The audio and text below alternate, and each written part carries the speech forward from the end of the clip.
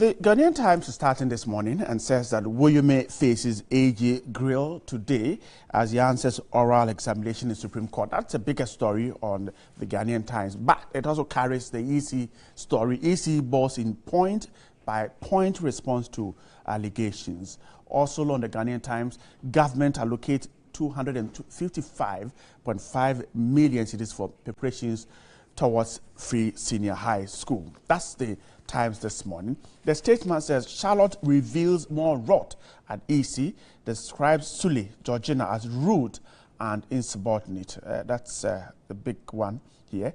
And then NPP has no excuse for electoral defeat in 2020. That's the Daily Statesman. The Finder says rot tears EC apart as allegations of corruption scandals fly. Sule accused of illegal vote transfers. Also on the Finder, COP Dr. Dan Parry is new Director General of Police Operations. NPP has no hand in the EC crisis. John Boydu, GRA Claire's Agambere reopens his office. And Heritage says over 100 rendered homeless at Odoko. And the Aisha Huang's story is also carried by the Heritage. The Punch, EC boss Palava, it is a dog fight.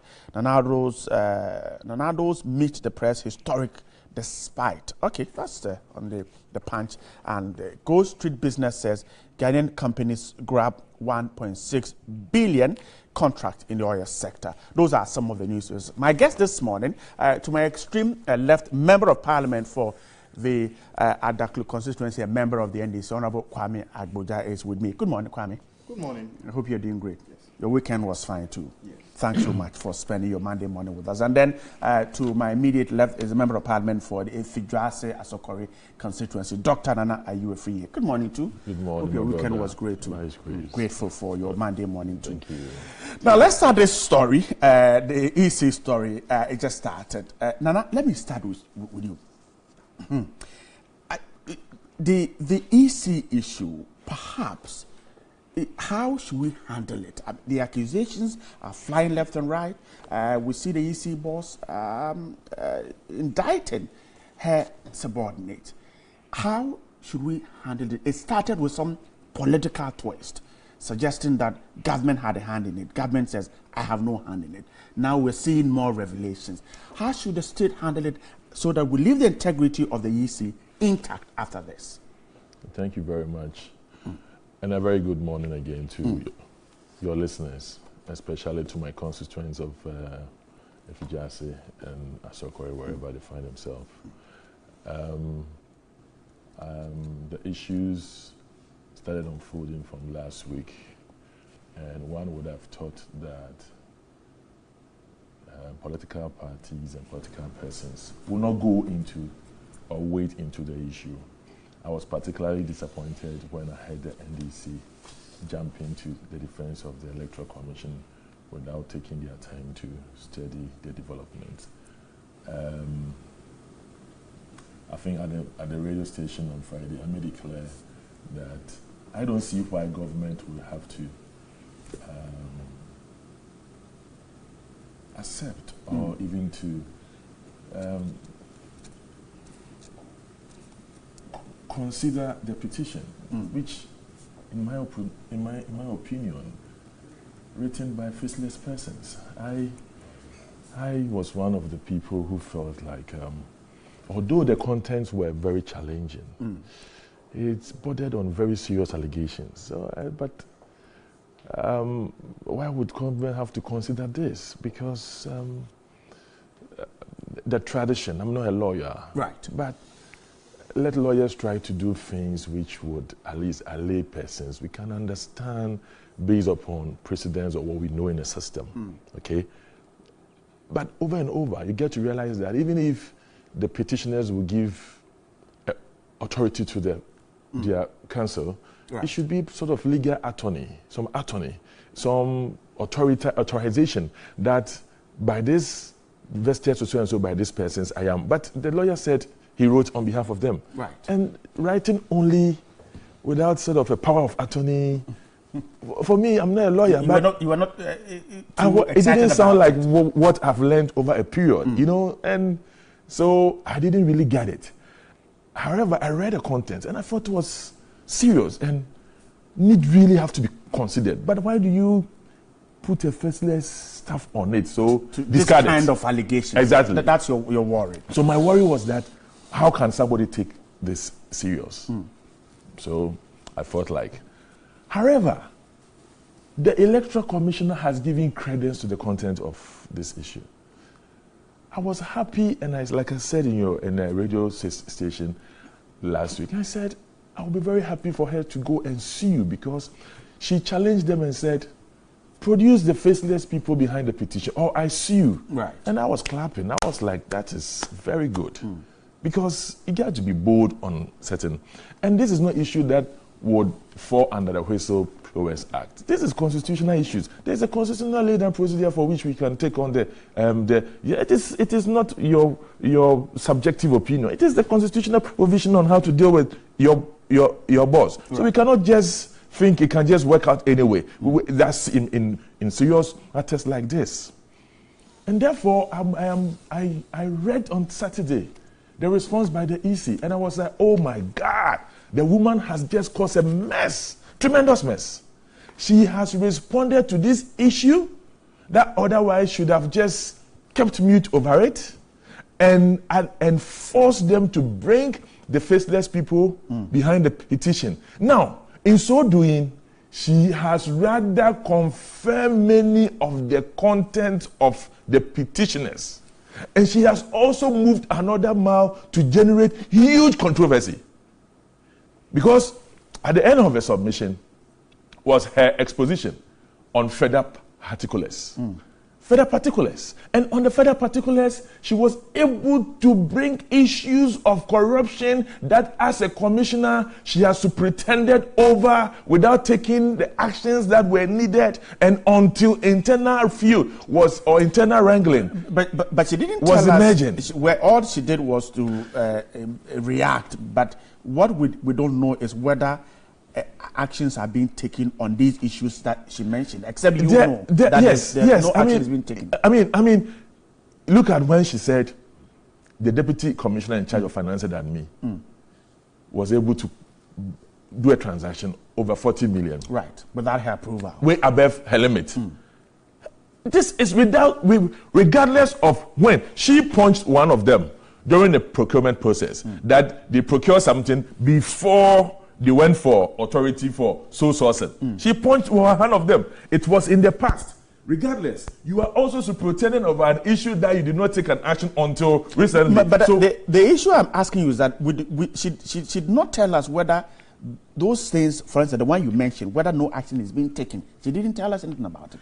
But are we not aware of the things that have what she has written in there? She has written where they have made it difficult for her. You read the statement. Yeah, so it looks like she is not in control. So, for instance, if her deputy has signed a contract worth 40 million cedis, she cancels it, and then she's been accused of cancelling contract unilaterally.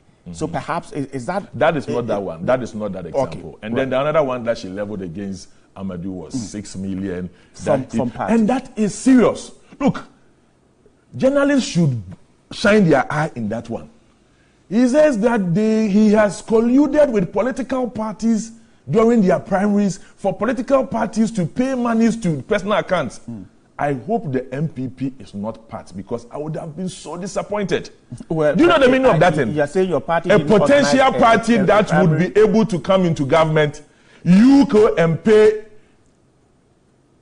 whatever is due Electoral Commission to organize primaries to a personal account, my brother, to a personal account. To a personal account. Read that place again. Yes, to a personal account. My brother, please, let us not. We are all members of a political party. If this is a scandal, we all have to go through. Look, the woman's response is really troubling. She is put everybody in there and not take anybody out. Don't take me out because I'm a member of the political party. Please, let us all be in, and therefore the appropriate powers will have to be shipped in line for us to go and find out whether the MPP paid money to Amadou Sule to his personal account. What did she mean by that? That is a very dangerous one. Potential party that you come to government to control and manage the people's resources. What is the guarantee that when you are in power, you follow the laid down regulations? I see. So if indeed, based on what you're saying, we need to take Madame Osei on. Is that what you recommend? Not taking her on. It is taking the commission on. Okay. Not Madame Osei herself. Yes, Madame Osei is, well, for me, I've always had soft spots for women in politics because my mentors have always been women. So for me, when it comes to women in higher authorities, I get to be a bit weak in my exposition. So I wouldn't say that. My focus is the commission. It's the electoral commission. It's an institution that we can't afford to joke with its credibility. Kwame, he began by saying that he was not too happy when your party, the minority, jumped to the defense of the EC commission chairperson right from the beginning, suggesting that you were defending her for her outburst or whatever you want to call it. Now, he ended by saying that, well, it is an institution that we need to clean up. What is your reaction to it? Thank you very much. Good morning to your cherished viewers. Good morning to my good colleague from Parliament. Good morning to the cherished, especially those from Adaklu constituency. I want to take the opportunity to congratulate the 2016 class of the graduate entry program to the medical school who completed, were commissioned on Saturday. Over the weekend. Yes, exactly. I'm hopeful they didn't go through that grueling training simply because they wanted to be called doctors, but because they want to commit to serve humanity well. And I'm confident that they are going to add to the stock of medical doctors we have who are ready to serve to make us all feel better when we are sick. So I wish them all God's guidance in their career. The issue about the EC, you see, sometimes this country, we politicians make it look like anything that maybe whatever happens today is new. My brother, everybody who knows the way government institutions work will know that none of it, neither the executive, legislature, or judiciary or anything, is insulated from wrongdoing. But when they happen, it is the process to cure, to get remedy that matters. Today, the NPP want us to believe that they don't have no hand in it, simply because it was Madame Charlotte Osei. And then my colleague is saying that they are surprised that NDC responded. My brother, is that really the case? Is it not documented that right from members of parliament from NPP side detested, denigrated, humiliated, abused Charlotte Osei in the run-up to her appointment and during her when at work? Is it not evident that NPP never wanted her to succeed? It was only close to the 2016 election that some of them began to backtrack that, oh, let's allow her to do her work and other things. Today. But how did that affect what we're hearing now? What we are hearing is this. And I'm surprised my brother, my colleague, is talking about how huge, how this can dent the image of EC. Really? You don't think so? We sit in the... what is the difference between... and he talked about contracts, and so... As we speak, can he tell me whether the chemical we bought for the army worms, whether they went through procurement, proper procurement, completed before they got the army worms, or they got the army worms, chemicals, which didn't even work, and they are now going retrospectively trying to regularize that contract? What is your point? My point is that I'm confused. Sending this issue to the president to cure, I think, is a misplaced direction. Why? This is a president, this is a government, that a state institution was involved, I'm talking about BOST, was involved in a stinking corruption.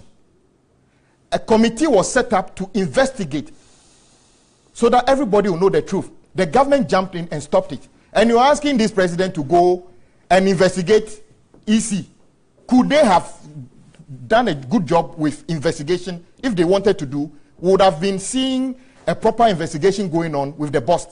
So I think that the NPP government have no moral authority to be able to question what is happening at the EC. Kwame, you're not worried about what is happening to the EC? I'm coming to that point. But what I'm saying is that it will be preposterous for NPP to get into a point to pretend that they are clean and they are capable of cleaning whatever they call mess at the EC.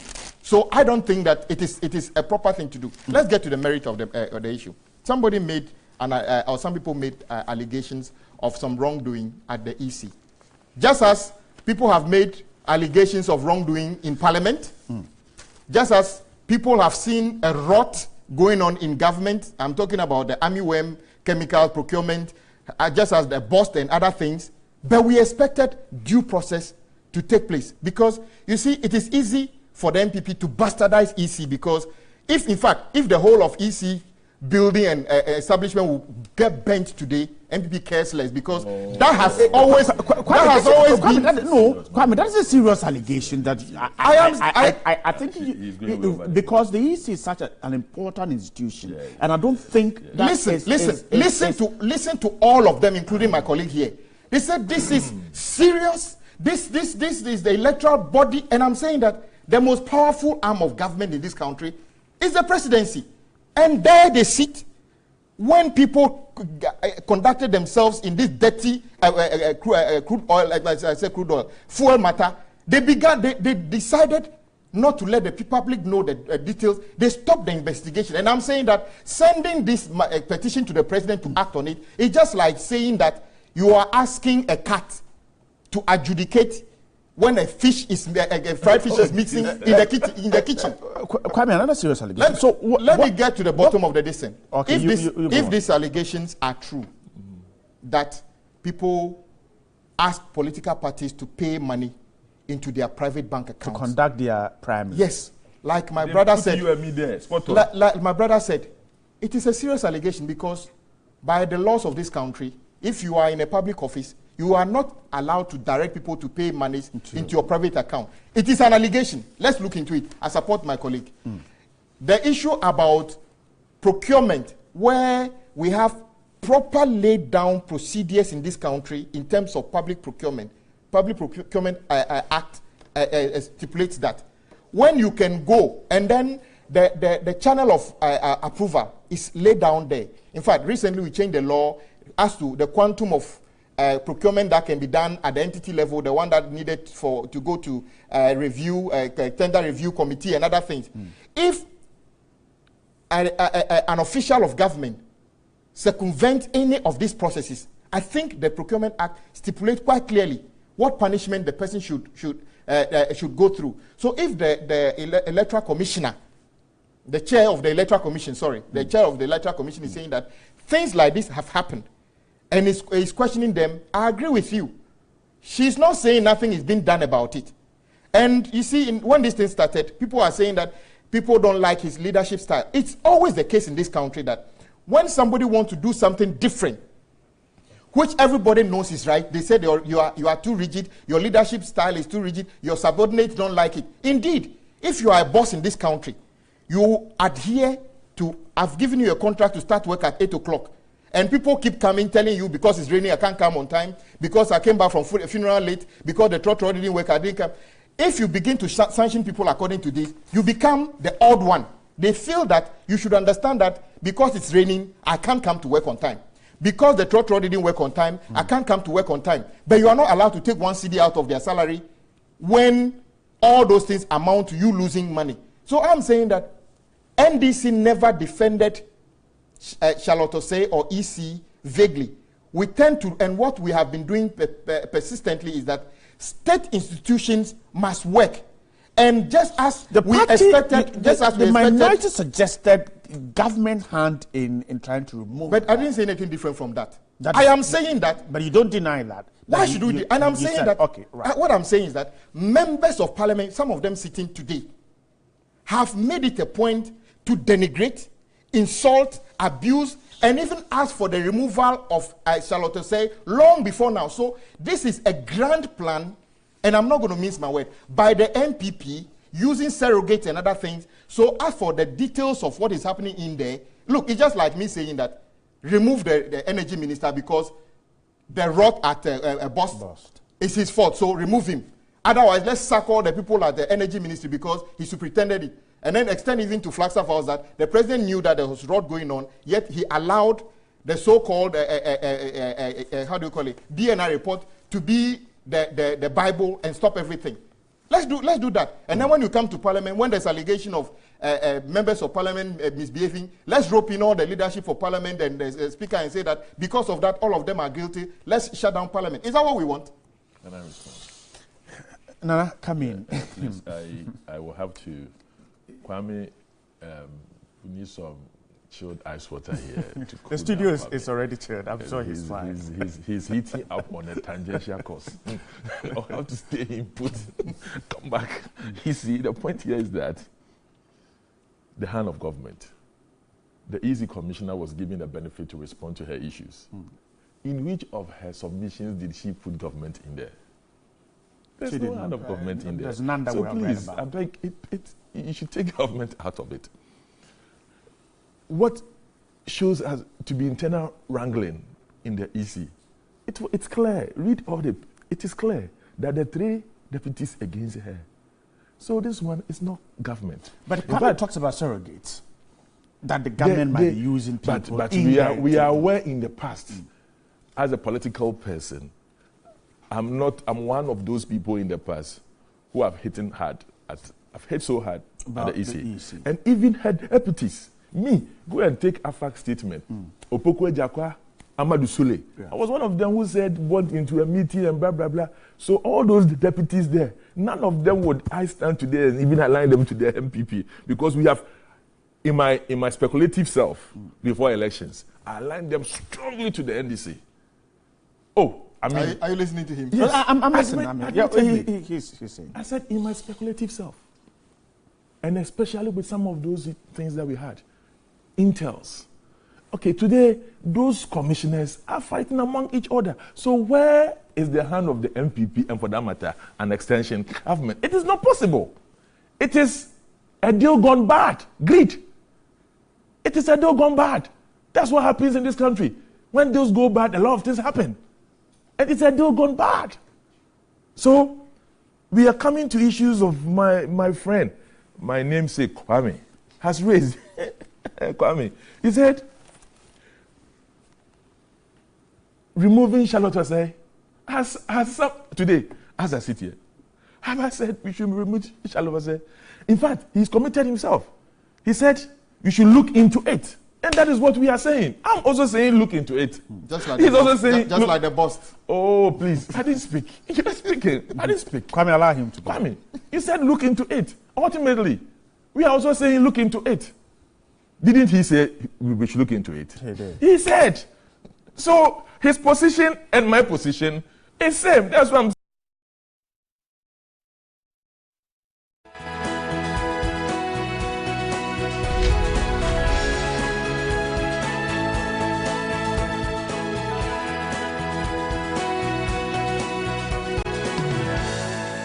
Breaking transmission there. We're back. This is NewDay, the newspaper review segment. Dr. Nana, you're free. You was on the floor. You ended, or we went off when you were suggesting that the NDC was engaged in what you think was not too good.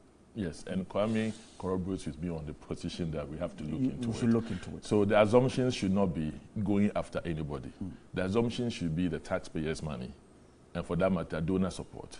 Because in this system now, you have in a society where we've had the former Minister of Finance saying over and over that donor support is dwindled over and over. And this is an area that you have some donor support and also the taxpayers' money partnering for the interest of the people. So issues to do with financial malpractices is one kind that, like he has agreed with me, we have to look into it. So that is what we are saying. So nobody is making any assumption for her removal. And it is so premature for anybody to say this. I mean, ultimately, you might go in and find out that it's got nothing to do with her. It's got something to do with some of her other commissioners. And so what is the meaning that we go in with the assumption that we're taking her off. It doesn't make sense to me. I think the point is that we should look into it. My brother raised issues to do with army worm procurement and stuff like that. He's a member of parliament. And therefore, he has every reason to cause for an action or an inquiry into this issue. I think the issues to do with speculation, especially as we are coming from the legislative arm of government, we cannot easily speculate. I mean, if we don't have any such honor, then I think we can be able to do a pedestrian thing as anybody would want to do. But these are issues that you have the power, because the parliament has oversight responsibility over the executive. So you have the power to go into it and that. So you should be informing Ghanaians that after you went into it, this is what ABCD, and not add to a speculation, something that he said I don't even know about, because it's strange to me. I think your platform is a very serious one, and we should know. Then he went on to talk about the issues to do with if the EC got banned today. I mean, my brother, I mean, it's not so. It's not possible.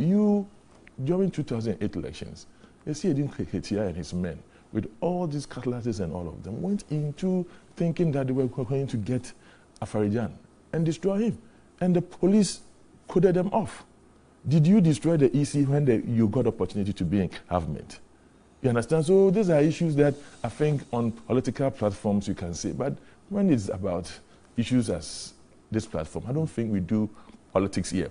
And he did not go against my other assertion that he's dropped political parties into the whole thing, into the issue.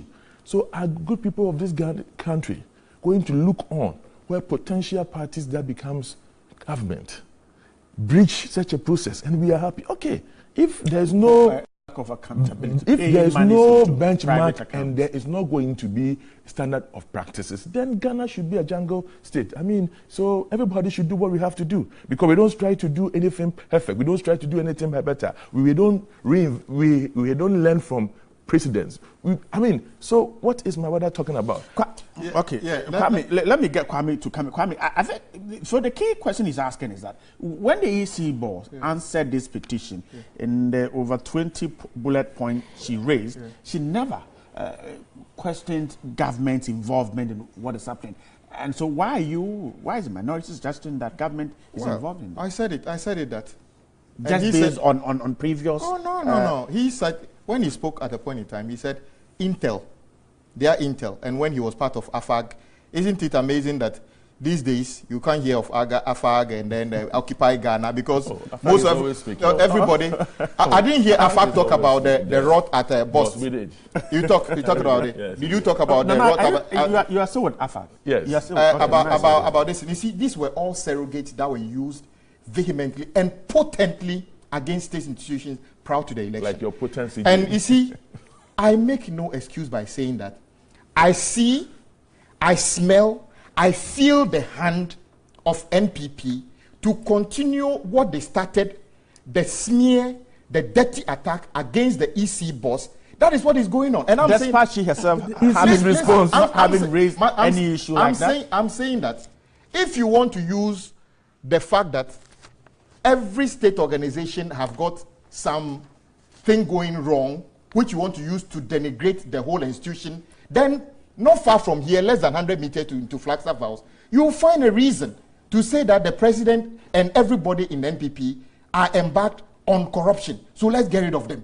If you want to take it further to the Ministry of Energy, you can do that. But the point is that the NPP have shown without any shred of I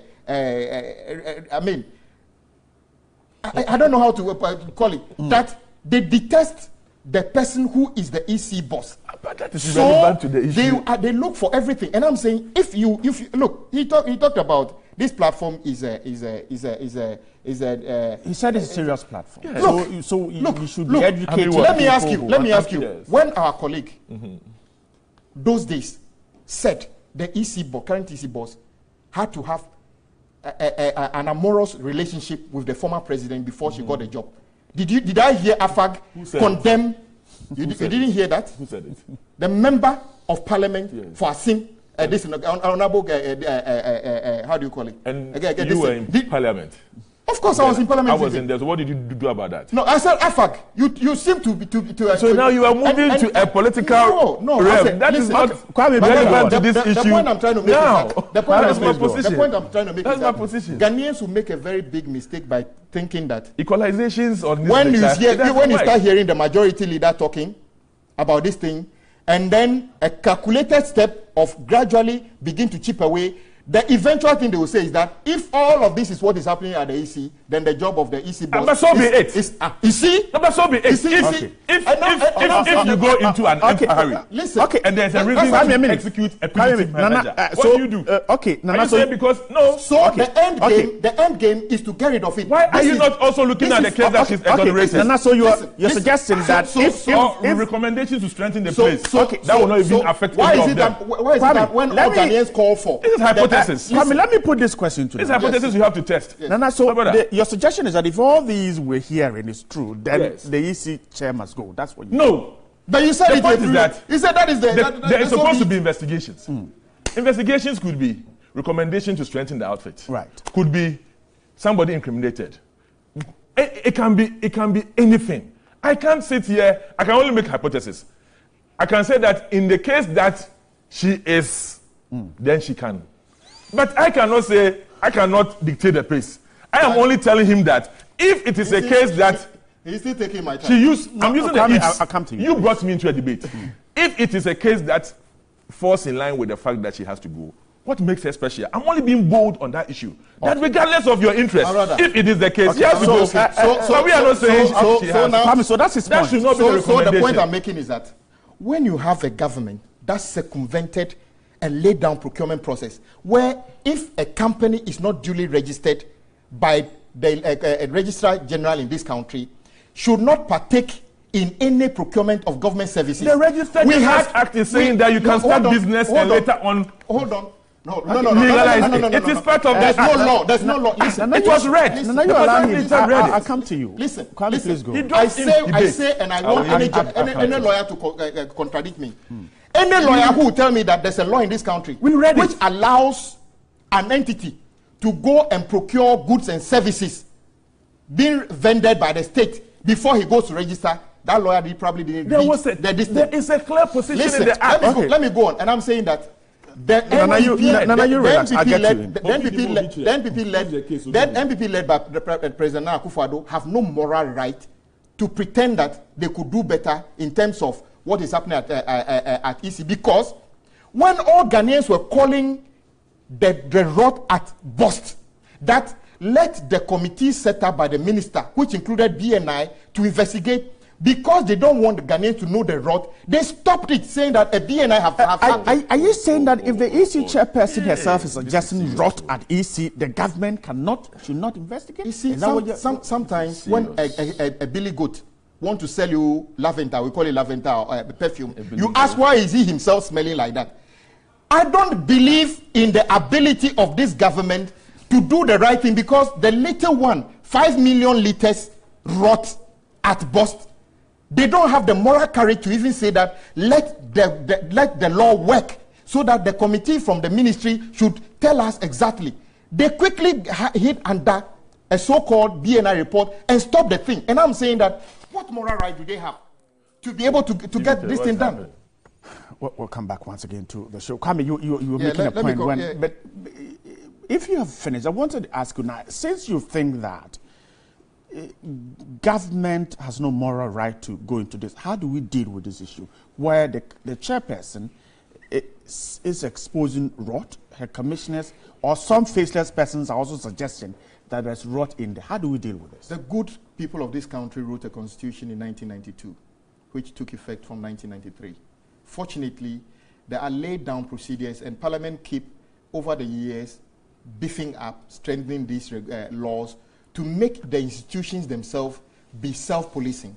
I am sure the EC have a mechanism to address these things, and if they cannot address, there will be a step further beyond them which should be able to do this. It shouldn't take executive power, because I'm saying that when it came to taking the executive power to protect the public purse, i.e. 5 million liters of fuel, they run away from that responsibility. So I have no confidence that sending this, the only reason NPP or the government will be interested in this is because of what I've said.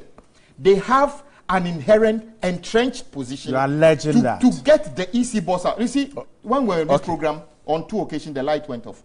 I am sure if we were to be NDC time, my brother here and AFAG would have issued a statement to tell us that DUMSO. I am urging the government to give us a DUMSO timetable. The 5 points one issue. We need a DUMSO timetable because it is beginning to affect you. 2 occasions. We need a DUMSO timetable, and AFAG must support. This is below the belt. It's below the belt. All right, let's move on. To equalize this morning. My brother. Let me move on to the times. Let us rest the EC issue for now. Let me move on to the times this morning. Government allocate 255.5 million cedis for preparation towards free senior high school. We're told that government has allocated 255.5 million cedis to the tertiary education sector to support institutions in preparation for enrollment. Enrollment increases as a result of the free senior high school policy. This amount represents 32.33% of the total GET fund allocation for the year. It would also support the implementation of government priority projects. Professor Kwesi Yanka, Minister of State in charge of tertiary education, said this when he was speaking at the University of Ghana congregation. Kwame, let me start with you. So government is looking ahead. Free senior high school is starting in September. It is likely to result in a lot more pressure on public universities, maybe in the next 3 years when the first batch are out, based on the fact that we're expecting more people to get enrolled in the senior secondary level. Government says this money, 255, is to go to tertiary institutions to prepare them for that kind of pressure. Good thinking on the part of government. Is that how you describe it? Well, I am not aware of the start of free SHS because, as I'm aware, there are students going to school at Adaklu Senior High School freely. Currently, the NDC government said free education is important, is good, but let's roll out as and when the PERS allows that. So we have started a progressively free SHS. I know over 40 students at Adaklu Secondary School who are benefiting from that currently. They're not paying anything? No, they call SIPs, Secondary Education Improvement Program. They get over 500. Is it 40 of them or all the students? 40 of them. First of all, you said all the students. So when you have a government who promised that when they come to power, every child, every student going to secondary school will go to school for free. And then they are also just saying that it is only those who will go for first year. And you ask them, is this actually free for everybody? They said yes. I mean, who do they think they are? Who do they think they are messing around? It is only first years who will benefit. So it's not for everybody. When you are going to second year in September, you won't get any government help you. When you are going to third year, they won't help you. It's only first year. So it is still progressively free. When you talk about putting 200 and something million to expand facilities, tertiary education sector. Look. Let's be real here. The real expansion that is required to take this comes bigger than 255. What am I talking about? We all knew that, we all are aware that education is key to the development of this country. Historically, what we should do is to provide quality, accessible education. The NDC have proven without any challenge that maybe apart from Dr. Nkrumah, nobody has taken the steps that can expand education at all levels more than the NDC, from President Rawlings to President Mills, President Mahama. And what does that mean? That we have largest number of our younger brothers and sisters having access to basic, secondary, and tertiary. Those numbers can be checked in the number of basic schools we built, teachers and the facilities, the secondary schools we built, and then the universities we expanded. As we speak, work is about to start on the Eastern Region University, which will mean that almost every region have got a state-funded university that our brothers and sisters can access and have quality education. Providing 255 million is a drop in an ocean. I'm not saying it's not necessary, but to pretend that providing 255 million will create any significant access anywhere, no. The universities, indeed, they need expansion. When the medical school in Legon were struggling, competing with space at Kolebu, with the Kolebu Teaching Hospital, the forward thinking of a government under the NDC was to build a dedicated brand new medical school for Legon, which is now completed. That is the expansion we're talking about, over $200 million. That is the kind of thing that expand education. There's the small Mickey Mouse throwing small monies around here and there for expansion of extension of 6 lectures to 5 lectures wouldn't solve the problem. I'm saying that when it comes to education, the current government pays lip service. The previous government, which my party formed, have proven without a doubt. And I keep saying, NPP should put the figures and the result out for us to see. How many basic schools did you build in your 8 years in the past? How many do you want to build now? As we speak, everything is like, there's no money. Stop everything. Stop roadways. Stop everything. Let's go and use the money to do free SHS. My brother, there are secondary schools that don't even have proper lecture rooms now. There's not a comprehensive plan to give them classrooms. They are going to conduct free SHS for first years under trees in some schools. And I can tell you, that is not going to be the one that will improve the quality of education in this country. I'm grateful. Nana, so he says that 255 million to the education sector is a drop in the ocean if you want to expand tertiary education. Thank you very much. These allocations normally come about after a thorough budget hearing process. And then after a budget session, the respective ministries. And then approval is given by Parliament and authorization given as such for them to be able to disperse. The thinking is in good faith. A lot of students would have to be anticipating that there will be a lot of them intake in a senior high school level, and for that matter, in the next 3 years, they are going to put pressure on the tertiary in terms of infrastructure. So a good government is saying that, okay, I'm going to release 255 million. Obviously, next year would increase. The other year would increase. So by the next 3 years, when they get there, they would have invested over about $1 billion into infrastructure development. And my brother is saying that he's not heard that before because of good planning. I mean, there's an adage that if you fail to plan, then you plan to fail. You understand? So this is essence of good planning. Probably this exercise of forethought is very strange to him, and then he's not understanding us. But I'm not surprised at the difference between the MPP and the NDC. We do things differently, and we see stuff differently. I think that it is in good faith that we are trying to allocate resources. Despite all the communities that he has brought in, he veered off to the economy, then he veered off to another sector, then he veered off to several areas. If I touch on them, I'll get listeners so confused. So I think I would want to just remain focused on the reason behind the allocation. I think is what we say efficiency. It's an efficient decision to be able to allocate so that the tertiary institutions would have to go. Now, if you touch on, as a country, that the government has come in to meet very meager or almost, I mean, we admitted the economy was so broke, and now debt stock, commitments and amortizations, interest rate is so ballooned and put government under pressure so much that what you have to pay is not going to allow you to be able to even get some resources for infrastructure development. My brothers have caused a mess. Yet, they are hanging you by the neck, saying that you can't do. But you know, in God we trust, like the president has always said. The battle remains the Lord's. And you see, this president, he's a serious person. For him, I know him. But I have a reason to say the president is my body. I understand him. He is so easy and generous, very nice. But when it comes to rules of engagement, he's serious because his record is unblemished. Unlike other former presidents, I hear they are in Namibia brokering energy deals and they are now energy commissioners between Dubai and them. These are people who have shown over and over that I want money.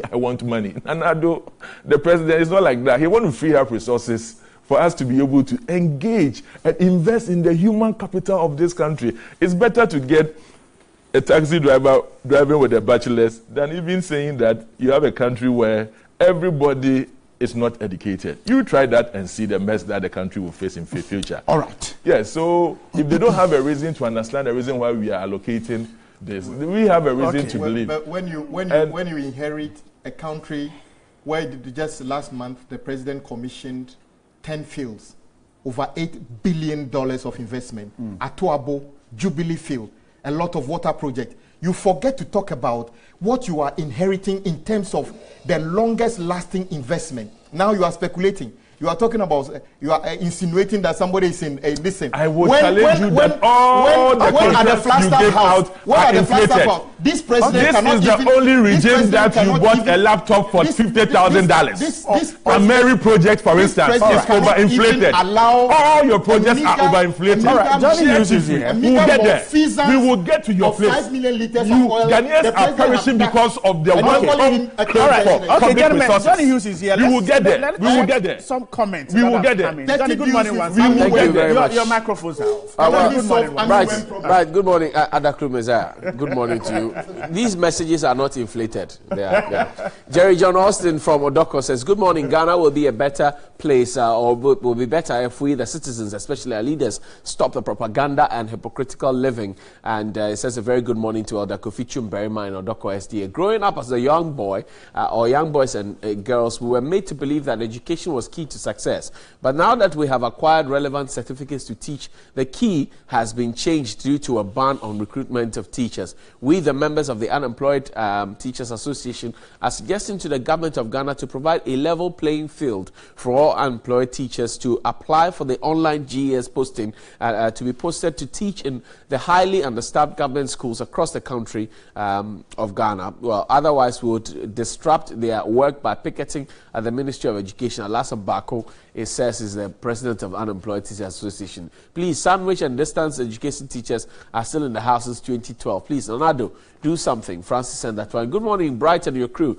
I still remember when I was preparing for my next exam on that fateful day when the news broke. Though I don't belong to his party, but I like him and his personality, like the way he pronounced my brothers and sisters. May God keep him in his bottom till we meet. Continue to rest in peace, Professor Mills from Bright inside Doma. Ejadam in Yam says, I think the EC boss could have been more matured in her response with her language and choice of words. She denies her office the requisite dignity, and I think it deserves by the response from her. It's in-depth as depth beneath decorous. Well, I expect her to be above that, or maybe I expect too much.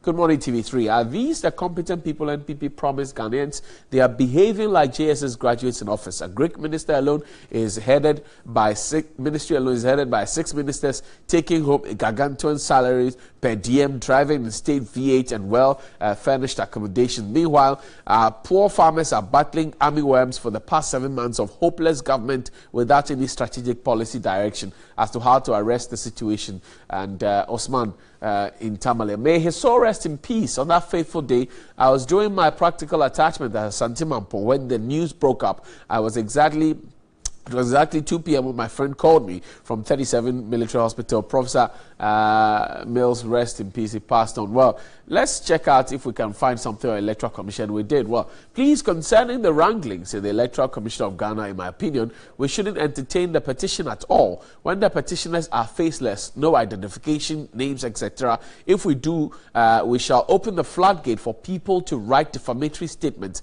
about anyone they may not agree with. It could be internal or external staff, political opponents, someone interested in any position, etc. Please, let's drop this issue totally. We'll be creating a lawless society. Kweku Asiedu is advising. Alassane Wawana has says, well, the Planting for Food and Jobs program and removal of spare parts taxes will enhance economic growth and create massive employment for the nation. Thank you very much for your thoughts. Let's see if we can find some more on the Electoral Commission. Good morning.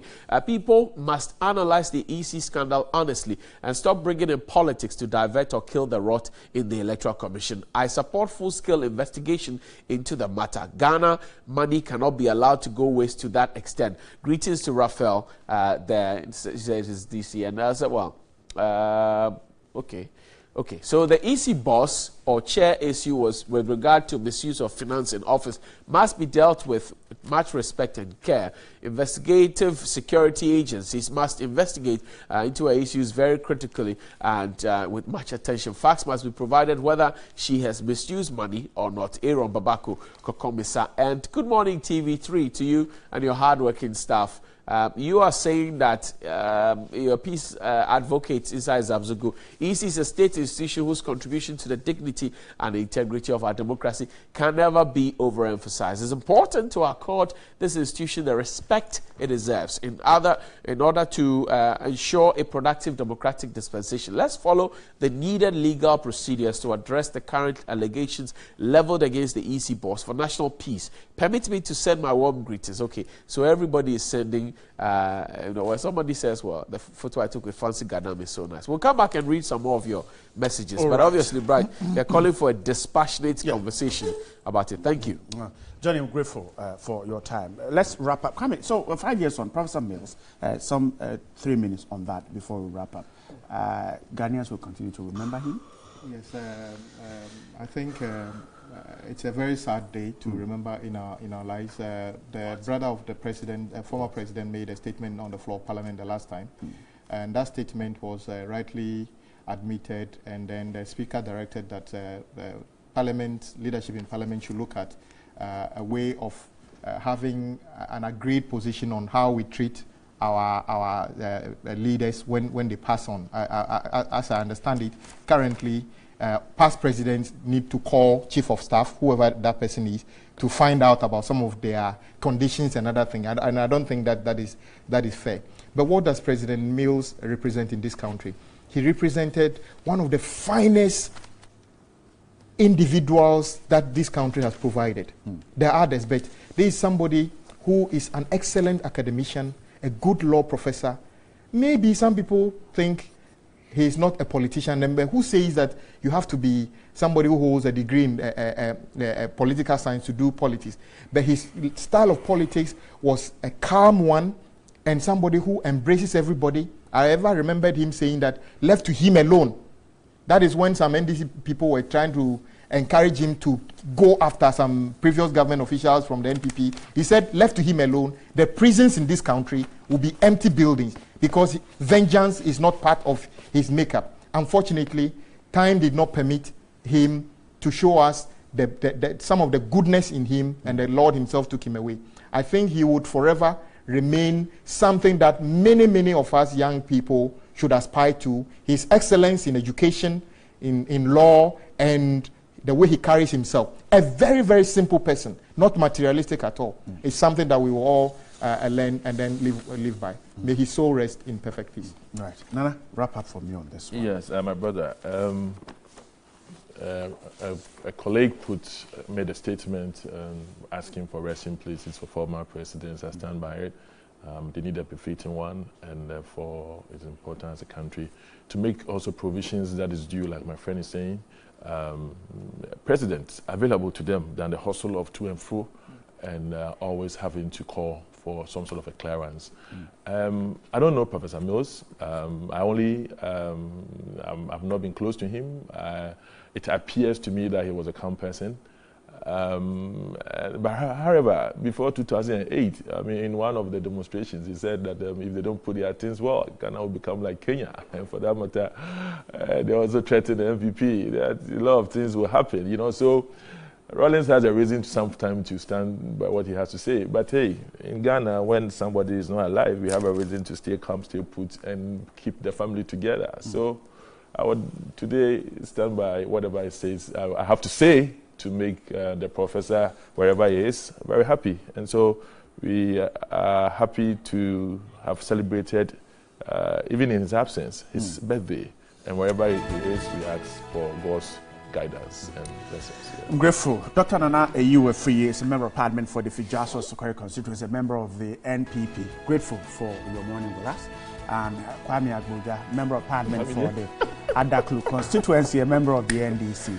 We're also grateful for your Monday morning. And those of you who stayed out there to be part of the show, we're grateful you put in your comments, your views, and your opinions. Stay with us here because we have sports right after this.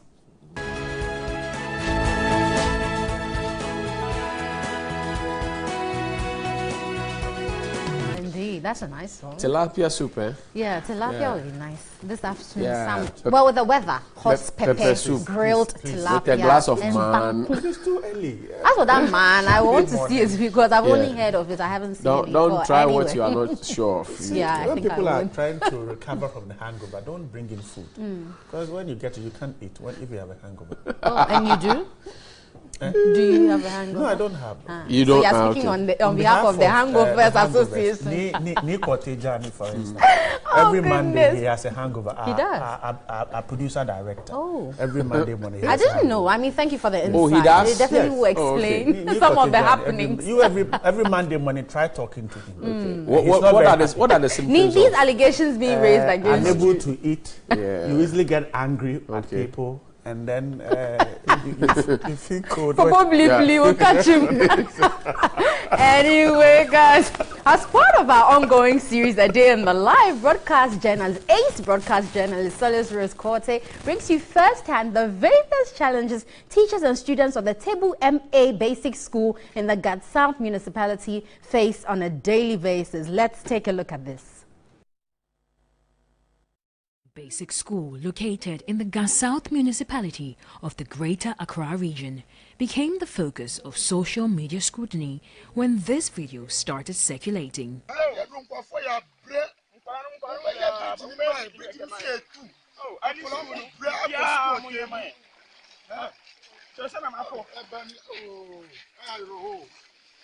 The video highlighted one of the many problems pupils of the school face in their quest to get an education.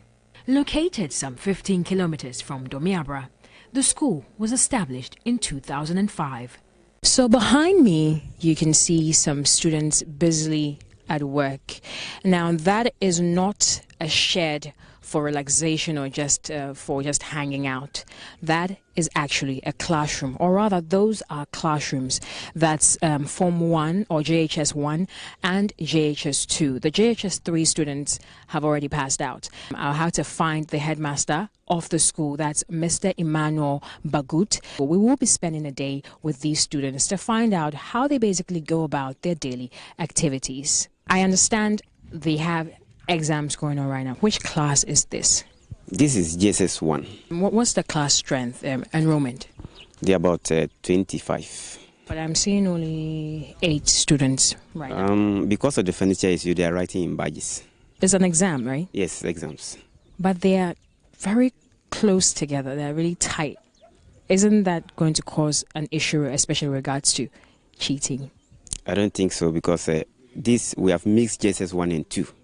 So when you see that JSS 1 will sit by JSS 2, JSS 1 by JSS 2 in that order. So they are doing different things altogether. Now, there's also a young girl in the plastic chair. Yes, they cannot sit 4. So that's why we have given her the plastic. She's writing on her lap. Yes, she's writing on her laps. But that can't be comfortable because she's going to be doing that for like an hour and a half. Or 2 hours, actually. So I think this is what we can manage for now because of the furniture issue. Talk to me about your performance in terms of the BEC. How many times have you taken your students to write? This is our first time of writing BEC. How many students sat from the school? There are 10. I'm noticing, though, that they have quite few girls. Is that the case, or maybe it's in the next batch? With the lower primary, the girls are dominating the boys. But here we're having some issue. About 4 of them got pregnant. So teenage pregnancy is an issue here.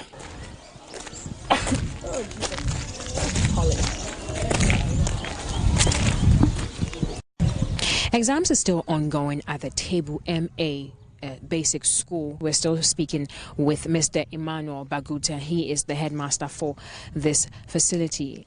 Shed number 3, as I'd like to call it. Examination still going on.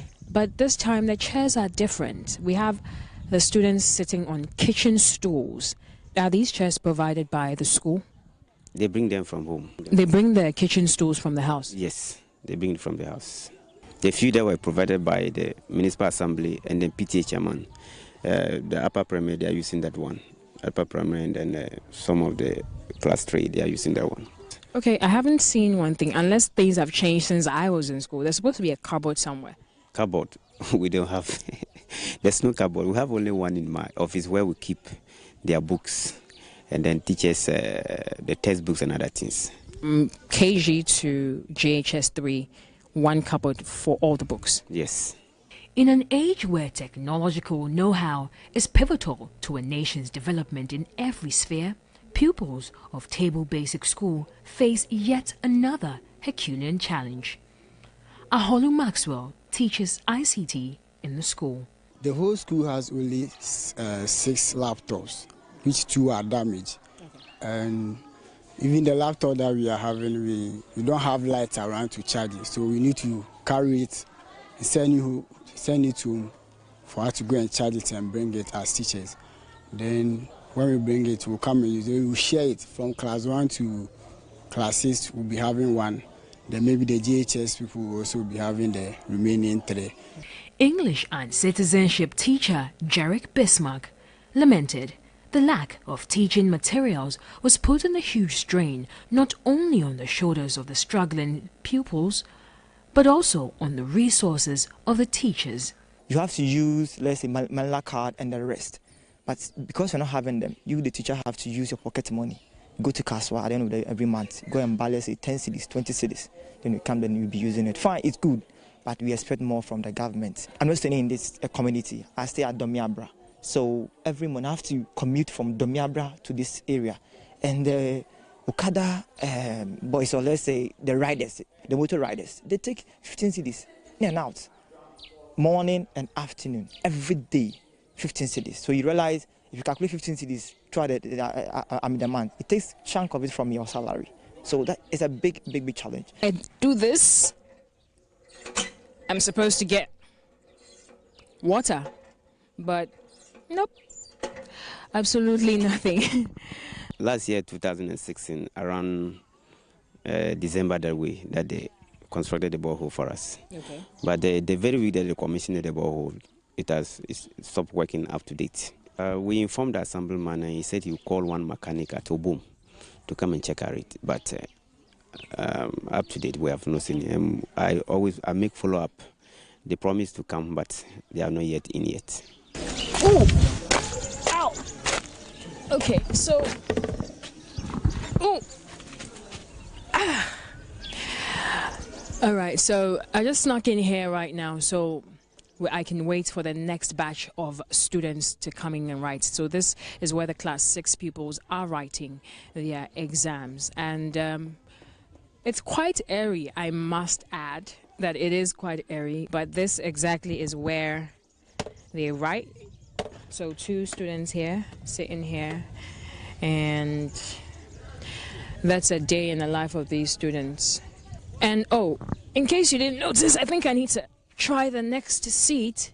This is another makeshift seat. I'm going to try my best and sit on it. Hey! Hey, right there. Hey!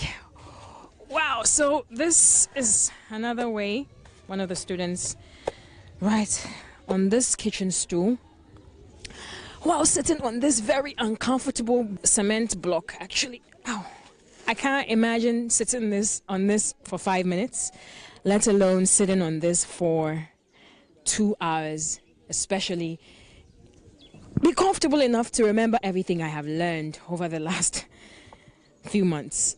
I have not done anything and I'm already panting. This is very, okay, let me try and see, maybe when but it's extremely uncomfortable and it's biting into my bum. 2 hours sitting like this, bent over this stool. No one should be subjected to this, nobody. Philip Ivy, a class 6 pupil, shared with us some of his concerns and demonstrated that indeed he and his colleagues were fully aware of the plight of the school. We are staying under structures. When it rains, we will get drained, and all our books also will get drained, so we don't feel comfortable unless we go home or we come to this class before we can learn there. We want the authorities to come and build the school for us, and the teachers also, some come from Accra, So they'll take car to Kaswa and they'll take Kaswa to Domiaba and take motor to Table. So it's a day they spend for 30 Ghana. So we want the authority to come and build the teachers' bungalow for us. In spite of all these obvious challenges faced on a daily basis, their optimism about the future shone through. We've spoken to a couple of the students here at Table MA Basic School just to find out, how they feel about going to school here. And interestingly enough, they're actually enthusiastic about learning. However, the same thing runs through. They have issues with the infrastructure and also the fact that they don't have enough books. This is left to the authorities out there to do what must be done to ensure that all these young ones here can be the leaders that we need them to be. Because we always say that they are the future leaders, but we need to mold them today. I am Solace Rose Korte, reporting from the Table MA Basic School here at Wager. And I'm sure some of you don't believe that is in Accra, but Wager is right at the end of Accra. So it's in Accra anyways. But I wouldn't want to be in that situation because look at the short stone that Solace had to even attempt sitting on, and sitting on that for maybe 1 hour, 2 hours at a stretch. I'm sure these children will get up and start having back problems as they grow. For a promotional exam. You see, we have people who come to vie for positions in those areas. They come, MP, I'll do this for you, I'll do that for you. Yeah. We have a local assembly. We have assemblymen. We have philanthropists in there. And surprisingly, they will leave all those places and come to the central part of Accra and want to do show where the TV cameras will be, where they can get interviews. I think that as a people, if we want to give something of the society, it must not be because of the photo opportunities that will come with it. It must be because we want to do it. And these children are, look, and I've always said that when the BEC is due, they would have a special paper for them and other children elsewhere who are disadvantaged and say that, for those sit on stools and not have teachers and classrooms and extra classes. Oh, you write this one. Then the Martin de Porres and the St. Nicholas and St. Teresa's will write this one. They won't have it like that. Even those who, through no fault of theirs, YX says we won't organize exams for you, and you are sitting on the But the issue is going to court. That matter is in court. Mr. Bright is taking the matter to court. I think YX and GES should just do the honorable thing. Get these guys to write. Get them a chance to write their papers. Take anything for 200 pupils to write. Organize a special one. If it is about submission, I can volunteer to come. But Bright, we always have an optional paper, an optional alternative. But let's talk about faith before we go on our next break. Let's just faith there. The man has no hair, like a few of our friends that we know, Asempa, Onya FM, Kwachia friend Nyama, 3FM. Who else can we mention? Gabriel Bosompe. Well, you are saying that one. I'm not saying that one. Well, now as I faith, the confidence in what you hope for and assurance about what we do not see. He has hope. But maybe that comb is actually for his beard. We don't know. No. The man is using maybe he was scratching his head at the time the picture was taken, but it was meant to. He is preparing for the future. It's good anyway. No. Guys, we'll take a break here. We'll stay with us. We'll be back.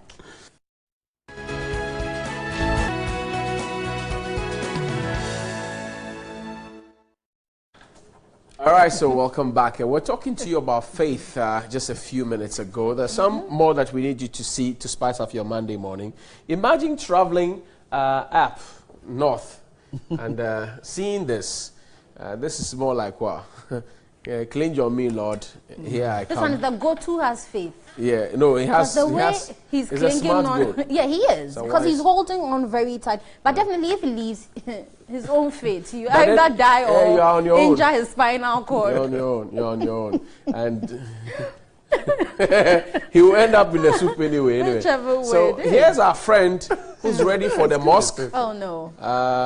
Is it a buta or kettle? I think it's a kettle because he's holding a cap in the other hand. He's ready to make tea. Okay. Yes. So this is the guy. He works around. Johnny, is it the trousers? Is it borrowed or it belongs to him? Because I have no idea. Why can't he can see us longer than you remember Ajos? I do. Like Ajos in Akandama. I do. Yeah. I mean, these are the kind of trousers that He's a nice guy. Yeah, he's a very nice guy, Joseph. I mean, but I'm told he's single too. Would you go for it? No, please. I can't live with this. You don't want to? No. We can get you a skirt from his I'm not a fashionista, but this will definitely cause fights every morning. Hey. Anyway, let's do a few of your messages that have come in, and then we'll call it a wrap here.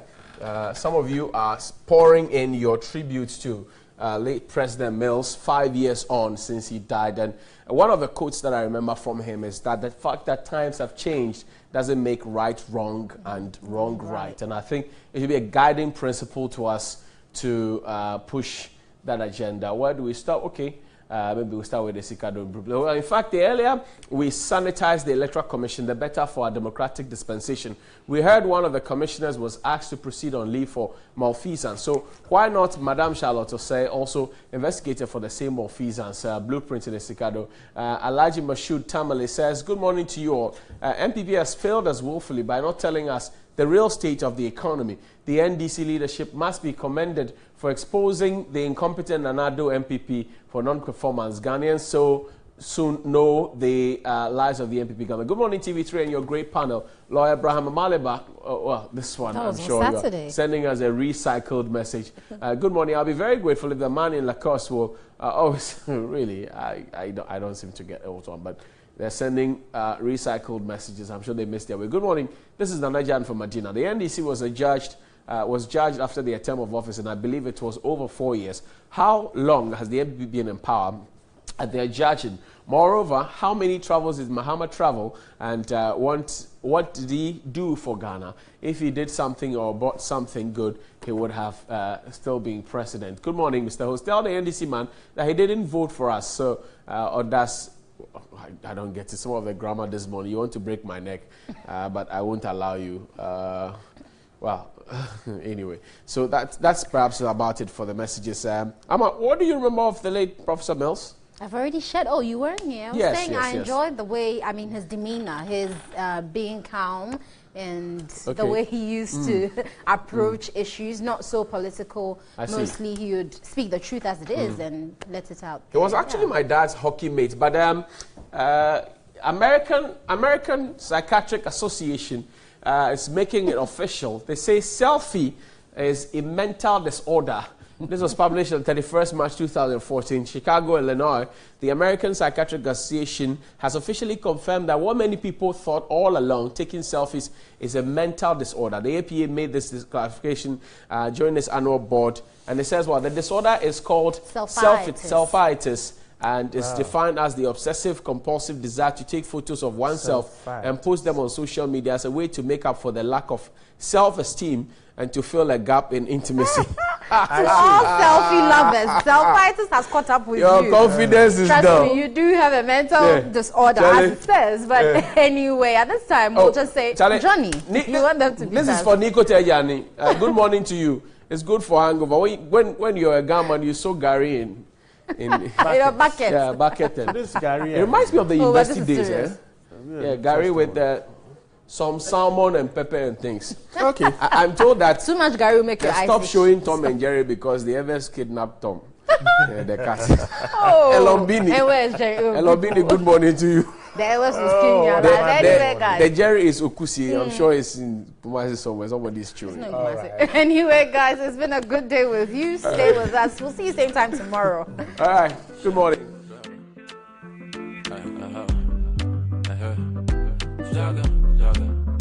See us get to AB. Shabba.